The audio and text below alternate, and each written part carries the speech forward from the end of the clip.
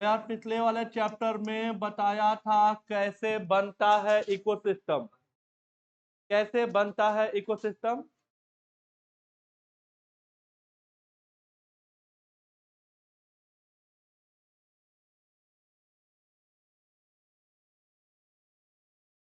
अरे कुछ नोट किया था, एक फोटो जैसा कुछ बनाया था, जरा देखना, अभी पिछले लेक्चर पे बनाया था, जहाँ पे आर्गेनिन से शुरू किया था, फिर दो पॉपुलेशन बना दिए थे। नहीं, फोटो दिखा था एक। अरे पिछले लेक्चर पे भी नोट किया था जरा, शुरू में ही।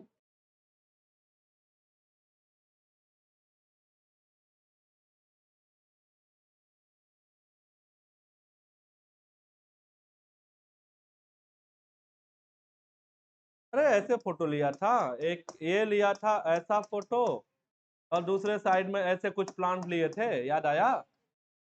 चलिए, कोई बात नहीं, आपको कुछ नहीं याद आएगा। चलिए देखिए, हमने क्या बनाया था वहां पे, हमने ये दिखाया था, उस फोटो में दिखाया था, कम्युनिटी बनाया था, और फाइनली उस फोटो में हमने ये ऐड किया था, और इसी में वाटर। तो कम्युनिटी में हमने जोड़ दिया था ए बायोटिक की एलिमेंट। तो क्या बन गया था? परितंत्र बन गया था। ओके, तो कैसे बनता है इकोसिस्टम? इकोसिस्टम बनता है कम्युनिटी का, कम्युनिटी प्लस ए बायोटिक की एलिमेंट, ए बायोटिक की एलिमेंट। ए बायोटिक की एलिमेंट में आप जानते हैं क्या होता है?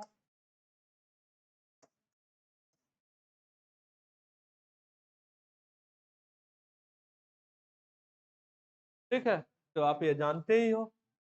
इकोसिस्टम नाम दिया गया है Tom coin by,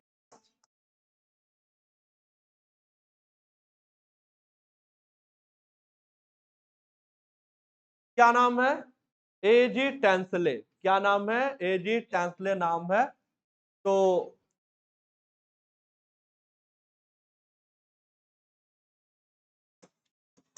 AG Tansley, क्या नाम है इनका? एजी टेंसले नाम है, याद रखिएगा, ये सवाल पूछा जाता है।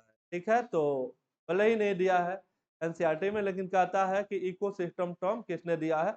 इकोलॉजी भले ही नहीं पूछता है, लेकिन इकोसिस्टम पूछता है। फिलहाल इकोलॉजी नाम किसके द्वारा दिया गया, बताइए?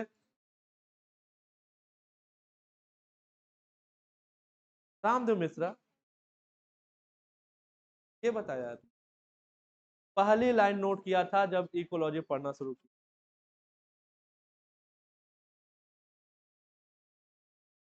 क्या लिखा है पहली लाइन में? सबसे पहली लाइन क्या लिखा हुआ है? रिटर या हेक्टेल। यही तो पहली लाइन नोट किया था ना, पहली लाइन नहीं याद है तुम?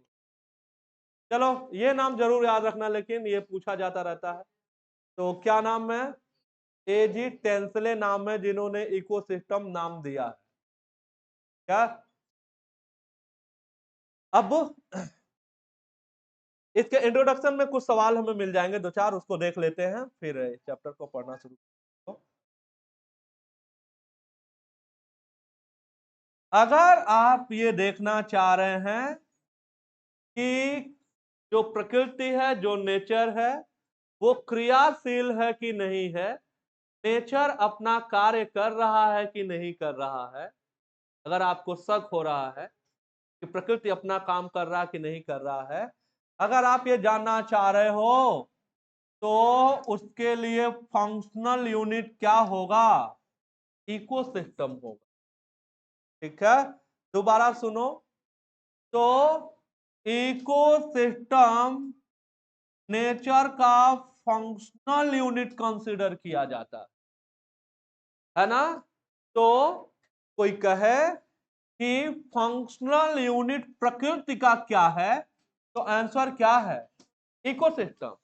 तो ये पहली लाइन जो एनसीईआरटी शुरू कर रहा है, यहां पे बाओ हिट है, ये इंपॉर्टेंट है, तो ध्यान से देखिए। एक इकोसिस्टम को ही विजुअलाइज्ड किया जाता है। एक इकोसिस्टम को किस रूप में देखा जाता है? इकोसिस्टम को किस रूप में देखा जाता है बताओ? Functional unit of nature. ठीक है, तो इकोसिस्टम को देखा जाता है फंक्शनल यूनिट के जैसे। किसके? नेचर के। इंपॉर्टेंट लाइन है, आप याद रखिएगा कि an ecosystem can be visualised as a functional unit of, है ना। और यहां आपको मालूम है कि जो लिविंग ऑर्गेनिज्म है वो इंटरेक्ट होता है आपस में भी, और जो सराउंडिंग फिजिकल एनवायरनमेंट है, इसी को तो इकोलॉजी कहा जाता है। ऑर्गेनिज्म का ऑर्गेनिज्म से या ऑर्गेनिज्म का एनवायरनमेंट से। ठीक है, चलिए। अब इकोसिस्टम का जो साइज है वो वेरिएबल होता है ना। छोटा इतना हो सकता है कि ए ड्रॉप ऑफ वाटर, है ना। पॉन्ड की बात तो बाद में आएगी, जैसे कह रहा कि साइज वेरी हो रहा है, एक छोटे से पॉन्ड से शुरू हो रहा है, और तो अगर साइज की बात करोगे तो बहुत वेरी हो रहा है। और देखिए जरा, एक छोटे से तालाब से लेकर के एक बड़ा सा जंगल या कोई बड़ा सा सागर। ठीक है, तो छोटा से छोटा हो सकता है और बड़ा से बड़ा हो सकता है। तो छोटा से छोटा कितना छोटा हो सकता है? ये ड्रॉप ऑफ वाटर। ठीक है, कई किनारे नोट करेंगे। ये drop of water, a drop, एक पानी की बूंद, a drop of water may be also considered as, may be also considered as an ecosystem।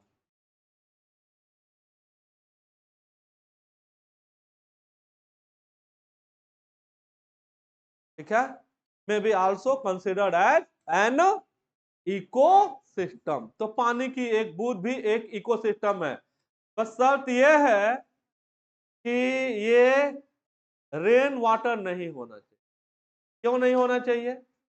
और हाँ, रेन वाटर आने का मतलब यह है कि बारिश हो रही है, बारिश के पानी को हमने रास्ते में रोक दिया। रास्ते में रोकने का मतलब जमीन में गिरने नहीं दिया, क्योंकि जैसे ही वो पानी की बूंद गिर जाएगा धरती पे, उसमें धूल मिट्टी बाकी सारी चीजें मिल जाएंगी, है ना। तब तो वो पानी की बूंद जो है ना, तब वो प्योर नहीं बचेगा। ठीक। अब मेरा कहने का मतलब यह है कि अगर आपने पानी की बूंद को रास्ते में रोक दिया तो उसमें तो कोई बायोटिक कंपोनेंट ही नहीं होगा, तो बहुत प्योर है। प्योरेस्ट फॉर्म वाटर का क्या है? Rain water. ठीक है, रेन वाटर है। मेरा कहने का मतलब यह है कि आपने पानी को रास्ते में रोक लिए। ये नहीं कि रेन वाटर जो है नाली में बहने लगा, आप उठा लो निकाल लो, कहो कि ये है प्योरेस्ट वाटर। नहीं, तो ऐसा नहीं है, मतलब रास्ते में आपने रोक लिया तो वो प्योर वाटर नहीं होना चाहिए। आप खुद समझदार हो, अगर प्योर वाटर होगा तो कोई बायोटिक कंपोनेंट होगा ही नहीं उसमें, और जब नहीं होगा तो कहां बनेगा इकोसिस्टम। तो ये जो जिस ड्रॉप की मैं बात कर रहा हूं वो प्योर वाटर नहीं होना चाहिए। ठीक है, आप किसी तालाब से एक बूंद पानी का निकालेंगे तो वो होगा, वो एक इकोसिस्टम बना रहा है। लेकिन अगर रेन वाटर है, आपने रास्ते में रोक लिया पानी की एक बूंद और कह रहे हो कि ये इकोसिस्टम है, तो ये इकोसिस्टम नहीं है। ठीक है, तो प्योरेस्ट फॉर्म क्या होता है वाटर का? कई किनारे नोट करेंगे, लिखे जरा। Purest form of water, purest form of water, purest form of water, purest form of water. ले दीजिए, लिखिए rain water, rain water, rain water. Rain water जो है प्योरेस्ट फॉर्म होता है।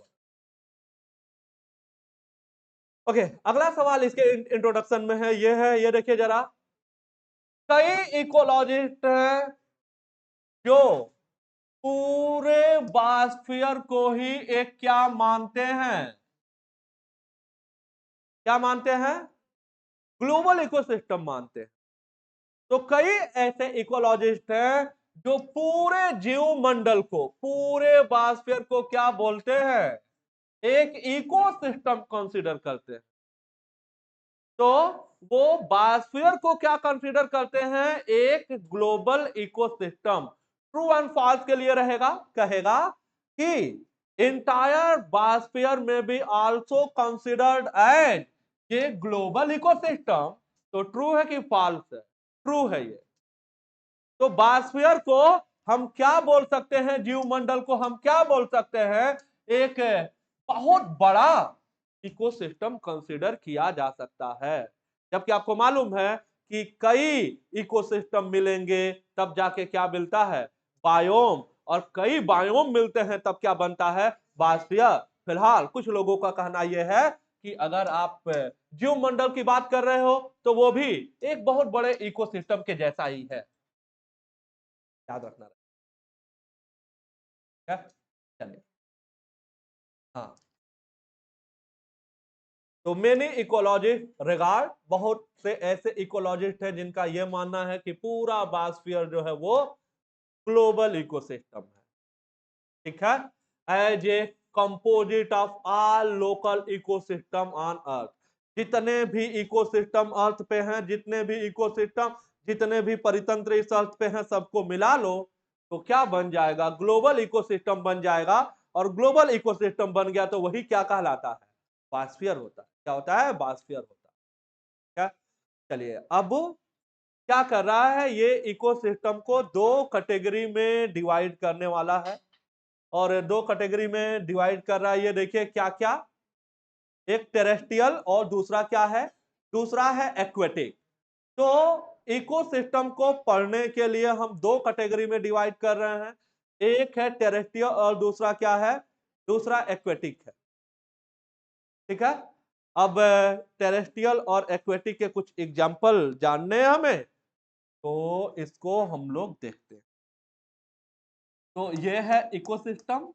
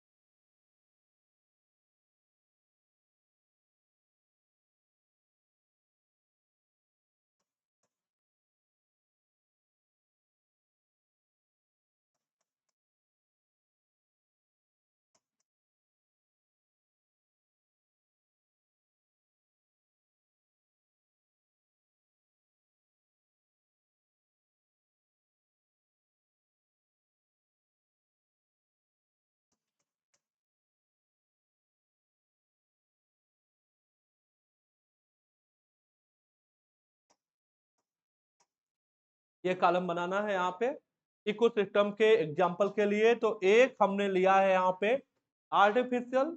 आर्टिफिशियल इकोसिस्टम कहने का मतलब जो मानव निर्मित है, दूसरा जो एग्जांपल हमने लिया है वो लिया है नेचुरल का। नेचुरल में जिसमें हम लोगों ने टेरेस्ट्रियल और एक्वेटिक का एग्जांपल लिया।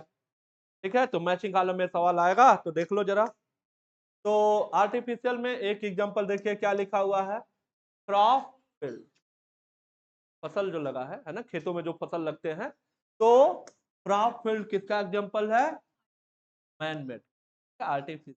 दूसरा क्या है, एक्वेरियम, क्या, तो ग्लास का बॉक्स होता है, पानी होता है, उसे फिशेज हैं, तो वो क्या हो गया, वो एग्जांपल किसका हो गया, आर्टिफिशियल का। जो दो एग्जांपल बताओ जो आर्टिफिशियल या मैन मेड है, क्रॉप फील्ड हो गया और एक्वेरियम हो गया।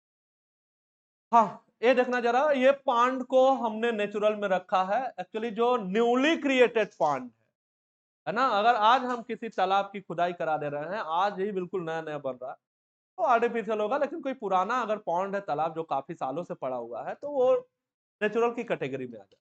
तो देखो जरा, नेचुरल में टेरेस्ट्रियल में तो पढ़ के ही पता लग जाएगा, सब है टेरेस्ट्रियल है। फॉरेस्ट हो गया, ग्रॉस लैंड हो गया, डेजर्ट हो गया। हाँ, एक सिंगल ट्री भी एग्जांपल होगा किसका, टेरेस्ट्रियल। इधर देखिए, एक्वेटिक में देखिए क्या क्या लिखा हुआ है, पॉन्ड हो गया, कोई झील है, कोई लेक है, ये हो गया। ठीक है, और क्या है, वेटलैंड हो गया, रिवर हो गया, एक्चुअरी हो गया, और कोई ओशन या दैट मीन कोई सी है, तो वो भी किसका एग्जांपल होगा, वो भी एक इकोसिस्टम का एग्जांपल होगा, एक्वेटिक। ठीक है, एक तो फॉरेस्ट हो गया, ग्रास लैंड हो गया, डेजर्ट हो गया, ये सब टेरेस्ट्रियल है। पॉन्ड हो गया, लेक हो गया, वेटलैंड हो गया, रिवर हो गया, एस्चुरी हो गया, सी हो गया, ओशन, ये सब जो है किसके एग्जांपल है, एक्वेटिक। ये किस में आएगा, क्रॉप फील्ड और क्या, एक्वेरियम। इसको क्या बोला जाएगा, इसे बोला जाएगा मैन मेड। तो यही दो एग्जांपल नोट किया है, मैन मेड में, ठीक है, मानव निर्मित में, क्राफ्ट फील्ड और एक्वेरियम। तो क्राफ्ट फील्ड और एक्वेरियम एग्जांपल है किसका, मैन मेड।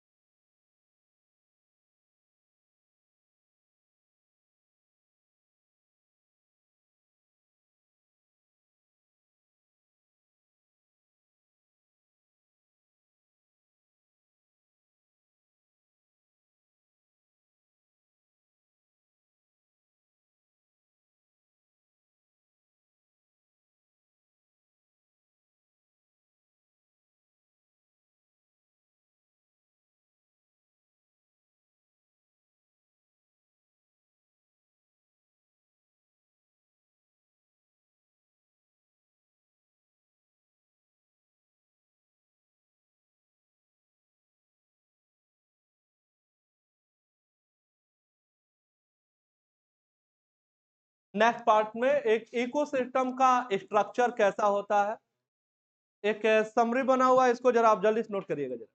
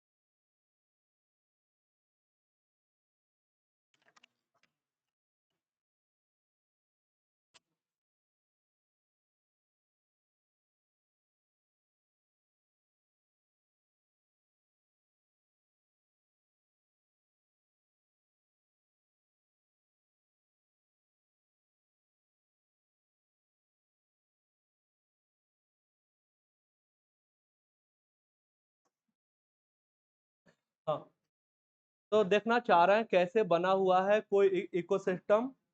तो कोई भी इकोसिस्टम होगा तो वो दो कंपोनेंट का बना होगा। कौन से दो कंपोनेंट होंगे? एक इसमें होगा बायोटिक कंपोनेंट और दूसरा होगा इसमें ए बायोटिक कंपोनेंट। ठीक है, तो आप जानते ही हो कि बायोटिक कंपोनेंट क्या होता है। PAM, या तो प्लांट होगा या तो एनिमल होगा या तो माइक्रोब होगा, है ना। और इसी को क्या किया है, जो प्लांट एनिमल माइक्रोब है उनको और कैटेगरी में कैटेगराइज कर दिया और स्पेसिफाई कर दिया है उनको, तो कुछ और टर्म हमें देखने को मिलेंगे। और ए बायोटिक जो फैक्टर है उनको दो पार्ट में डिवाइड कर दिया है। जो तलाश वाटर था उसको दो पार्ट में डिवाइड कर दिया है। तो ए बायोटिक की एलिमेंट को ए बायोटिक फैक्टर बोल रहे हैं, दो पार्ट में डिवाइड कर दिया है। एक को देखिए क्या बोला जा रहा है, एक को बोला जा रहा है यहाँ पे क्लाइमेटिक फैक्टर और एक को एडाफिक। ये आपको याद रखना है, सॉयल वाला फैक्टर जो है वो किस फैक्टर में कंसीडर होता है? एडाफिक। तो सॉयल वाला फैक्टर एडाफिक में आएगा। बाकी जो तलाश वाटर का पोर्शन बच गया वो सब किस में आता है? क्लाइमेटिक। बाकी ए बायोटिक फैक्टर में लिखा वही है जो आपने पहले याद किया है, वो क्या है?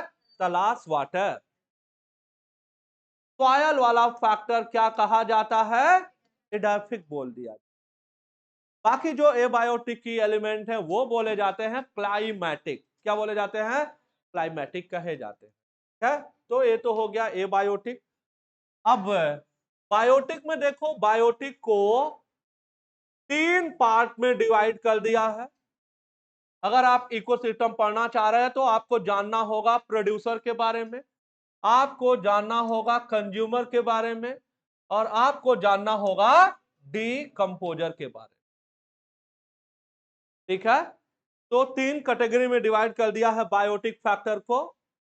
तो प्रोड्यूसर का दूसरा नाम क्या है? कन्वर्टर। और इसी को क्या बोला जाता है? ट्रांसड्यूसर। ये किसी परितंत्र में इकलौता है जो सोलर रेडिएशन को किस में बदल देगा? केमिकल एनर्जी में। सीधी सी बात, ये फोटोसिंथेसिस करता होगा। क्या करता होगा? तो जो ऑटोट्रॉप्स होते हैं किसी इकोसिस्टम के बायोटिक फैक्टर में, वो क्या कहे जाते हैं? प्रोड्यूसर। प्रोड्यूसर के दूसरे नाम बताइए? कन्वर्टर। और क्या बोला जाएगा? ट्रांसड्यूसर। ठीक है, चलिए इसके बाद कंज्यूमर आते हैं।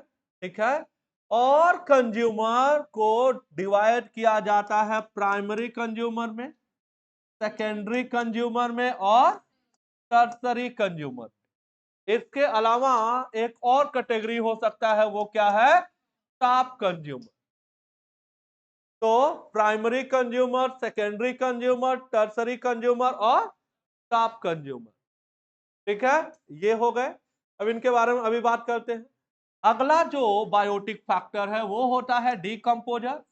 डीकंपोजर का और क्या नाम होता है? डीकंपोजर को बोला जाता है transformer and also known as micro consumer. तो decomposers are known as micro consumer. तो अगर डीकंपोजर माइक्रो कंज्यूमर है तो फिर कंज्यूमर क्या हुआ? तो कंज्यूमर को और क्या बोला जाता है? माइक्रो कंज्यूमर के नाम से जाना जाता है। तो सबसे पहले कॉमन नेम बताओ। चलो, प्रोड्यूसर को और क्या बोला जाता है? Converter. Converter is also known as transducer. ठीक है, कंज्यूमर को मैक्रो कंज्यूमर कहा जाता है। मैक्रो कंज्यूमर में क्या क्या आ जाएगा? प्राइमरी कंज्यूमर हो गया, सेकेंडरी कंज्यूमर हो गया, टर्सरी हो गया और टॉप कंज्यूमर हो गया। और डीकंपोजर ट्रांसफार्मर या माइक्रो कंज्यूमर। ठीक है, अब इसमें आता है ट्रॉपिक लेवल। ट्रॉपिक लेवल नाम आता है T1 T2 ये सब होता है ना। तो प्रोड्यूसर को हमेशा पहले ट्रॉपिक लेवल पे रखा जाता है। T1 ट्रॉपिक लेवल हमेशा किसका होता है? जो फोटोसिंथेसिस कर पाए उसका होता है। तो प्रोड्यूसर हमेशा पहले ट्रॉपिक लेवल पे रहेगा। अब इसके बाद से प्राइमरी, सेकेंडरी, टर्सरी जितने कंज्यूमर है उनको उसके बाद से T1 के बाद से नंबर देना शुरू कर देंगे। ठीक है, एक बात और, डीकंपोजर को किसी ट्रॉपिक लेवल में जगह है नहीं मिलती। डिकम्पोजर को किसी ट्रॉपिक लेवल में नहीं रखा जाता है। तो सबसे पहले अगर हम कंज्यूमर की बात करेंगे तो ये प्राइमरी कंज्यूमर है। T1 तो हो गया प्रोड्यूसर का, तो जो प्राइमरी कंज्यूमर, जो पहले नंबर पे जो कंज्यूमर होगा वो किस में आएगा? T2 में। और T2 लेवल किसका है? जो सीधे प्लांट पे फीड करता होगा वो क्या कहलाएगा? हर्बीवोर। तो हर्बीवोर का कौन सा ट्रॉपिक लेवल है? T2 ट्रॉपिक लेवल है, ठीक है। और हर्बीवोर क्या बोला जाएगा? Primary consumer. क्या बोला जाएगा? Primary consumer. तो कौन होता है प्राइमरी कंज्यूमर किसी इकोसिस्टम में? हर्बीवोर। हर्बीवोर होता है, ओके। अब ये देखो, ये है सेकेंडरी कंज्यूमर, ये अपना भोजन कहां से प्राप्त करेगा? प्राइमरी कंज्यूमर, ठीक है। और जो हर्बीवोर को खाएगा उसे क्या बोला जाएगा? Primary carnivore. तो सेकेंडरी कंज्यूमर क्या होता है? प्राइमरी कार्निवोर होता है। जब प्राइमरी कंज्यूमर का T2 ट्रॉपिक लेवल था तो सेकेंडरी कंज्यूमर का क्या होगा? T3 होगा, ठीक है। अब टर्सरी कंज्यूमर आएगा, किस ट्रॉपिक लेवल पे होगा? T4 पे होगा। जब सेकेंडरी कंज्यूमर प्राइमरी कार्निवोर था तो फिर टर्सरी कंज्यूमर क्या होगा? सेकेंडरी कार्निवोर होगा, ठीक है। सेकेंडरी कार्निवोर होगा। और सबसे आखिरी में जो आएगा उसे क्या बोला जाएगा? टॉप कंज्यूमर बोला जाएगा। ये T5 है और ये टॉप कार्निवोर होगा। T5 के बियॉन्ड ट्रॉपिक लेवल एक्सटेंड नहीं हो सकता। क्यों नहीं हो सकता है आगे हम लोग पढ़ेंगे, जब एनर्जी फ्लो पढ़ेंगे तब। तो फिलहाल किसी इकोसिस्टम में मैक्सिमम कितने ट्रॉपिक लेवल हो सकते हैं? तो एक इकोसिस्टम मैक्सिमम कितना ट्रॉपिक लेवल एकोमोडेट करा सकता है? तो मैक्सिमम जो है वो 5 ट्रॉपिक लेवल हो सकते हैं, उसके बियॉन्ड हो ही नहीं सकता है। ज्यादातर तो 2 या 3 या 4 तक ही होता है। मैक्सिमम हो सकता है 5। मैक्सिमम कितना हो सकता है? 5 हो सकता है, ठीक है। ज्यादातर कितना होता है? 3 या 4 तक होता है। क्यों ऐसा होता है, ये जब हम एनर्जी फ्लो पढ़ेंगे तब ये बात समझ पाएंगे। फिलहाल प्राइमरी कार्निवोर को किस ट्रॉपिक लेवल पर रखा जाता है?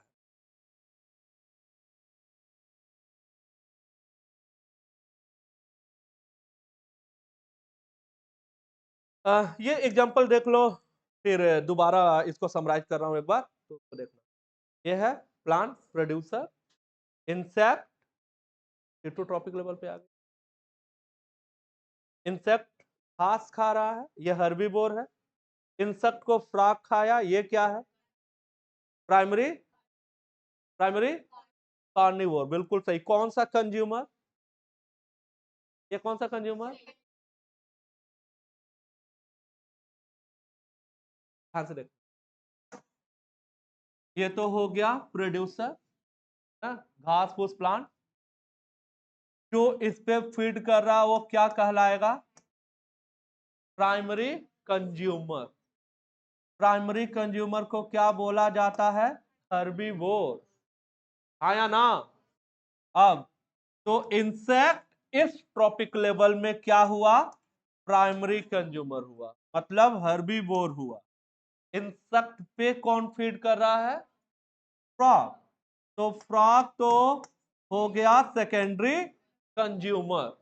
जो हर्बीवोर को खाएगा उसे बोला जाएगा प्राइमरी कार्निवोर। क्या बोला जाएगा? Primary carnivore. इस ट्रॉपिक लेवल में कौन है प्राइमरी कार्निवोर? फ्रॉग। ऐसे सवाल फ्रेम करेंगे।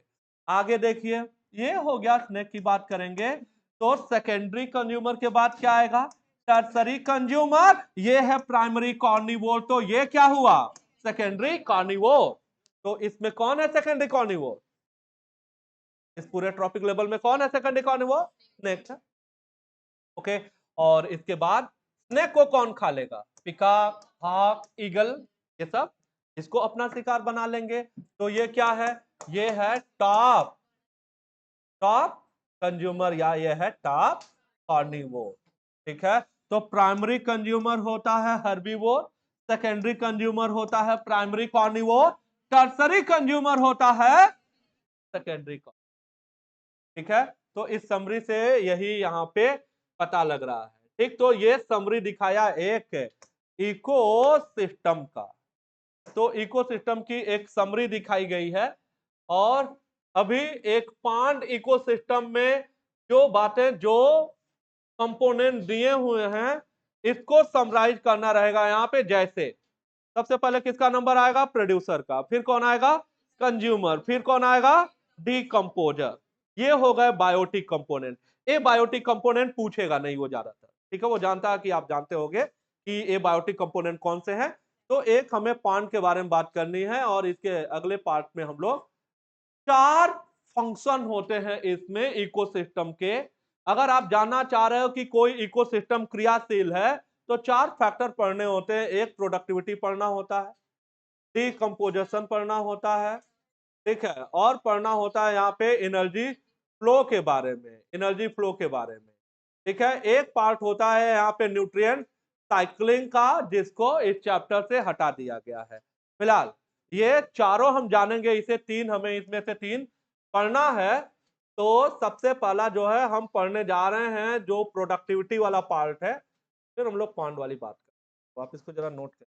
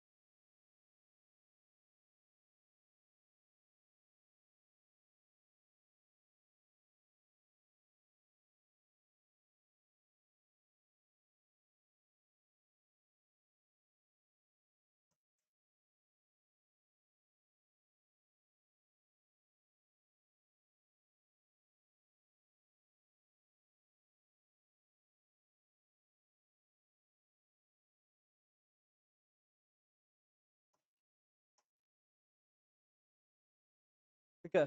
तो इसमें जो इकोसिस्टम का स्ट्रक्चर हमने पढ़ा, बायोटिक और एबायोटिक की एलिमेंट दिखा है। अब इस पूरे पेज पे 3 और सवाल हैं, जरा इनको हम देखना चाह रहे हैं। तो सबसे पहले हम ये जानना चाह रहे हैं कि स्ट्रैटिफिकेशन किसे बोला जाता है।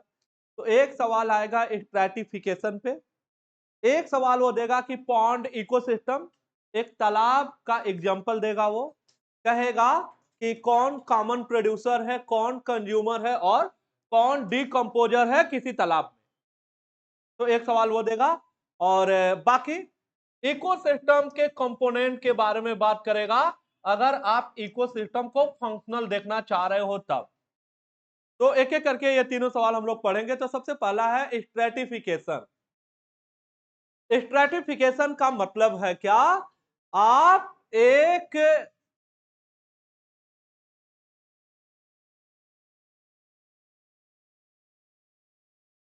आपको क्या करना है, एक लेयरिंग करना है, लेयर बनाना है, अलग अलग लेयर डिवाइड करना है। इसको बोला जाता है वर्टिकल डिस्ट्रीब्यूशन। तो स्ट्रैटिफिकेशन है क्या? वर्टिकल डिस्ट्रीब्यूशन है।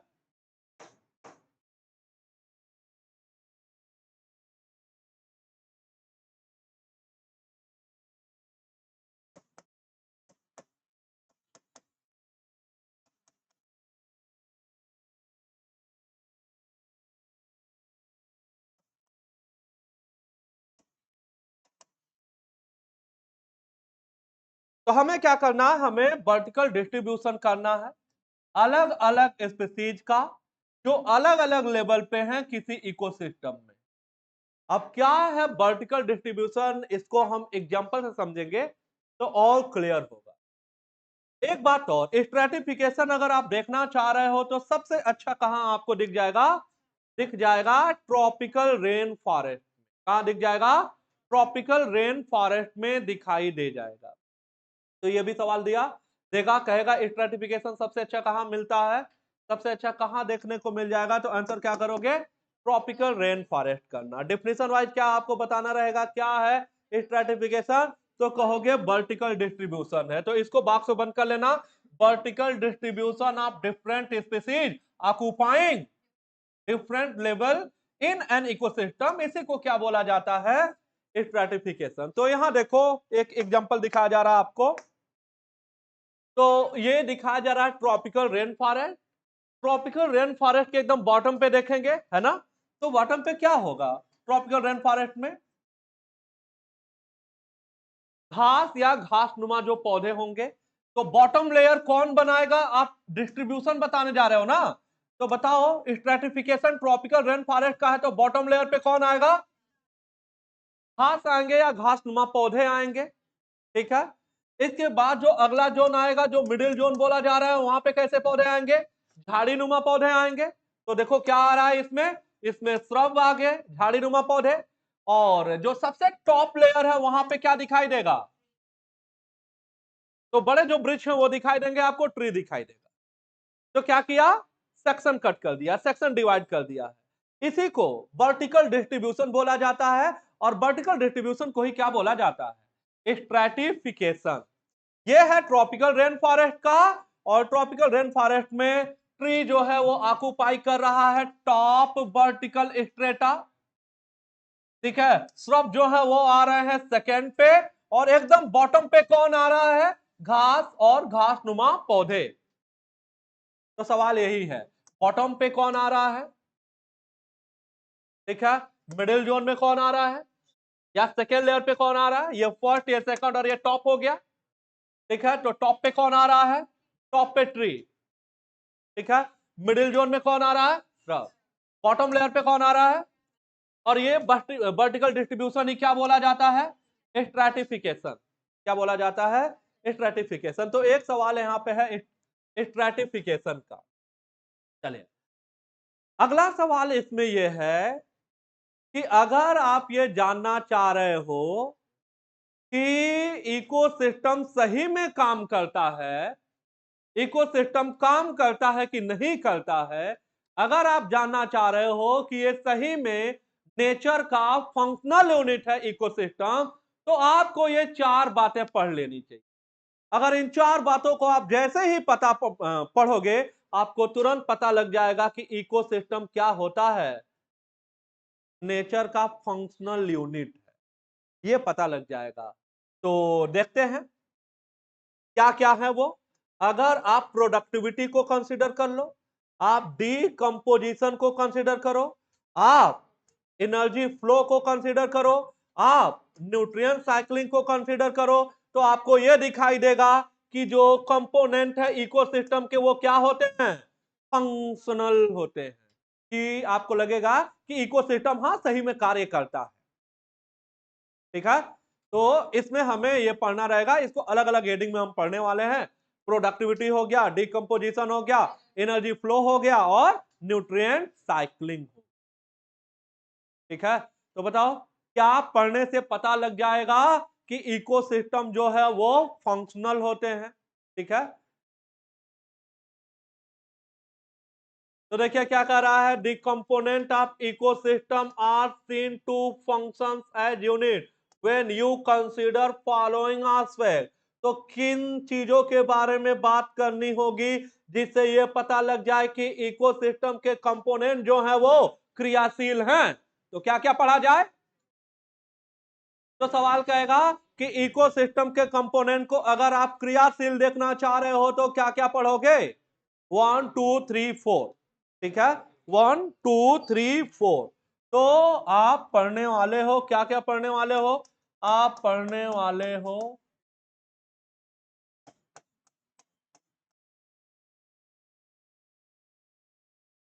इन डी। ओके, तो P for productivity, E for energy flow, N for nutrient cycling and D for, इसमें से तीन हम डिटेल में पढ़ने वाले हैं। न्यूट्रिएंट साइक्लिंग हट गया है यहां से। ठीक है, तो तीन हम पढ़ेंगे। तो एक तो ये सवाल आप याद रखना। अगला, पांड इकोसिस्टम में मैचिंग कॉलम में सवाल देगा, क्या क्या हमसे पूछेगा, हमसे पूछेगा प्रोड्यूसर कौन है, हमसे पूछेगा पांड इकोसिस्टम में कंज्यूमर क्या है, और पांड इकोसिस्टम में डिकम्पोजर क्या है, ये हमसे पूछेगा। ठीक है, तो देखो डिकम्पोजर से शुरू कर लो। क्या क्या डिकम्पोजर है, फंगस है, बैक्टीरिया है और फ्लैजेलेट। फ्लैजेलेट क्या होते हैं, प्रोटोजोवन होते हैं। फ्लैजेलेट क्या होते हैं, प्रोटोजोवन। तो फ्लैजेलेट के ब्रैकेट में नोट कर लेना, प्रोटोजोवन। फ्लैजेलेट कुछ और नहीं है, क्या होता है फ्लैजेलेट, प्रोटोजोवन होता है। क्या होता है, प्रोटोजोवन। तो बताओ पॉन्ड इकोसिस्टम में क्या क्या है डिकम्पोजर, पॉन्ड इकोसिस्टम में क्या क्या है डिकम्पोजर, फंगस है, बैक्टीरिया है और क्या है, फ्लैजेलेट है। फंगस, बैक्टीरिया और फ्लैजेलेट। ठीक है, चलिए अगला देखिए जरा। अगला है यहाँ पे कंज्यूमर। कहेगा पांड इकोसिस्टम में क्या क्या कंज्यूमर है, तो जू प्लैंकटन है ना, और जो फ्री स्विमिंग जो एनिमल्स हैं, और जो बॉटम ड्वेलिंग, ड्वेलिंग मतलब रहना है ना, घर से है, ड्वेलिंग से मतलब होता है घर। तो इसका मतलब है जो बॉटम साइड में रह रहे हैं और जो फ्री स्विमिंग है वो सब इसमें आ रहे हैं कंज्यूमर में। खास बात क्या है, खास बात बस इतनी है कि ये एनसीईआरटी की लाइनें ऐसे लिखी हुई, तो आपको ऐसे याद करना है। तो कंज्यूमर में क्या क्या बताया, जो प्लैंकटन, अभी मैं रीड करूंगा इसको, फिर क्या है, फ्री स्विमिंग और बॉटम ड्वेलिंग जो एनिमल है वो। प्रोड्यूसर पे आ जाओ। प्रोड्यूसर में आप जानते हो जो फोटोसिंथेसिस करेगा वो होगा, तो प्लांट ही होंगे या कोई साइनोबैक्टीरिया जैसा कुछ होगा। तो देखो क्या कह रहा है, फाइटोप्लैंक्टन, और क्या है, कुछ एल्गी हैं, कुछ तैरते हुए प्लांट हैं, कुछ पानी में जो डूबे हुए वो प्लांट हैं, और कुछ पॉन्ड के किनारे पे पाए जाने वाले जो रूटेड प्लांट है जिन्हें क्या बोला जाएगा, मार्जिनल प्लांट। क्या बोला जाएगा, मार्जिनल प्लांट कहा जाएगा। तो इसी को मैं इसमें रीड कर दूंगा तो फिनिश करेंगे। तो जो प्रोड्यूसर है किसी पॉन्ड में वो क्या होंगे, देखिए इधर फाइटोप्लैंक्टन है, कुछ एल्गी है और फ्लोटिंग प्लांट आ रहे हैं, सबमर्ज्ड प्लांट आ रहे हैं और मार्जिनल प्लांट आ रहे हैं जो तालाब के किनारे पे पड़ रहा है। कंज्यूमर की बात कर लो, कंज्यूमर क्या होंगे, कंज्यूमर रिप्रेजेंटेड बाय जू प्लैंक्टन, फ्री स्विमिंग और बॉटम ड्वेलिंग जो फॉर्म है एनिमल से। एक बात है, डिकम्पोजर की बात करो क्या क्या आएगा, फंजाई आएगा, बैक्टीरिया आएगा और कौन आएगा? फ्लैजिलेट आएगा। क्या होता है फ्लैजिलेट? प्रोटोजोवन। क्या होता है? प्रोटोजोवन। ओके, तो यहां पे हमें 3 सवाल ये याद करना है कि पहला हमने ये याद किया कि स्ट्रैटिफिकेशन क्या है, ठीक है। दूसरा कि अगर आप जानना चाह रहे हो कि इकोसिस्टम सही में क्रियाशील है तो क्या क्या पढ़ा जाए, इन चारों को पढ़ा जाए। और अगला क्या कि किसी पांड इकोसिस्टम में प्रोड्यूसर क्या हो सकता है, कंज्यूमर क्या होगा, डीकंपोजर क्या होगा, इन तीनों में इस पे टिक करिएगा। ये सबसे ज्यादा पूछे जाने वाला सवाल है। पांड इकोसिस्टम में डीकंपोजर कौन है? तो डीकंपोजर बताइए क्या क्या है? फंजाई हो गया, बैक्टीरिया हो गया और फ्लैजिलेट हो गया। फंजाई, बैक्टीरिया और फ्लैजिलेट हो गया, ठीक है। इसी के आगे कंटिन्यू करेंगे, लेकिन आप इसको नोट कर लीजिएगा।